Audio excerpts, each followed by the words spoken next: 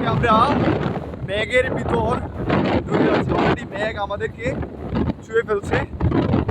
আমরা এখন মেঘের রাজ্যে আছি। আমরা মেঘের রাজ্য বলতে সাজিককে বুঝি, কিন্তু আমরা এই ধানচি টু আলীকদমের যে সড়ক, সেই সড়কে আমরা একেবারেই শীতল মেঘের ভিতর দিয়ে যাচ্ছি। এক প্রশান্তিকর অনুভূতি।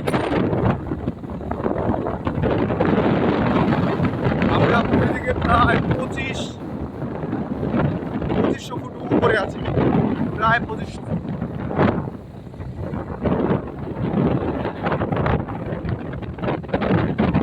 শুধু উপরে উঠতেই আসি, আমার কোনো উপক্রম নেই।